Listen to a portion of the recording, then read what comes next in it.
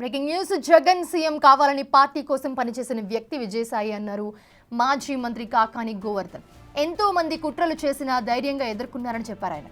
నెల్లూరు ఎంపీగా గెలిస్తే జిల్లా అభివృద్ధి చెందుతుందని భావించామని, కానీ ఆయన ఓడిపోవడం జిల్లా ప్రజల దురదృష్టమన్నారు. వైసీపీతో విజయసాయిరెడ్డికి విడదీయరాని అనుబంధం ఉందన్నారు ఆయన.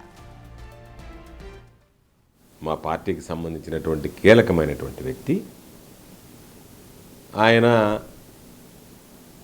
రాజీనామా చేశాడు అనేటువంటిది, అంటే పదవికి రాజకీయాల్లో కొనసాగనన్నాడని రకరకాలైనటువంటివి ఈరోజు సోషల్ మీడియాలో హల్చల్ అవుతున్నాయి. అటువంటి నేపథ్యంలో ఆయనతో మేము మాట్లాడలేదు.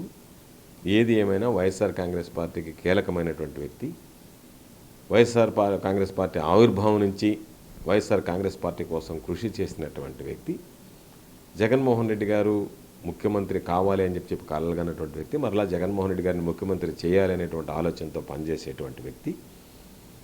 తెలుగుదేశం పార్టీ కావచ్చు, ఎల్లో మీడియా కావచ్చు, కొంతమంది స్వార్థపరులు కావచ్చు, అనేక రకాలైనటువంటి కుట్రలు కుతంత్రాలు పన్ని ఆయన మీద కక్ష సాధింపులకు పాల్పడ్డ ఎక్కడా చెల్లించకుండా వాటన్నిటిని ధైర్యంగా ఎదుర్కోగలిగినటువంటి వాడు.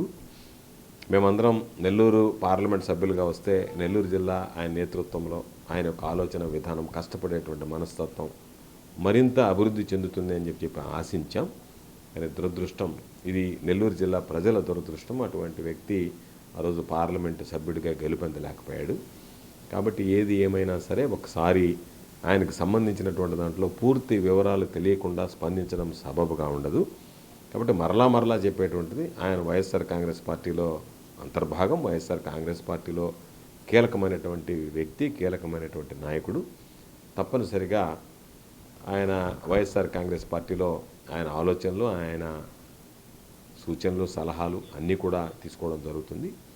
వైఎస్ఆర్ కాంగ్రెస్ పార్టీకి సంబంధించి విడదీయరానటువంటి అనుబంధ సంబంధాలు ఉన్నటువంటి వ్యక్తి కాబట్టి మేమందరం కూడా ఒకవేళ ఆయన ఏదన్నా ఒక ఆలోచన చేసి ఉంటే మాత్రం ఖచ్చితంగా మీరు రాజకీయాల్లో ఉండాల్సిందే, సేవాభావంతో కొనసాగించాలని చెప్పి కూడా కోరడం జరుగుతుంది.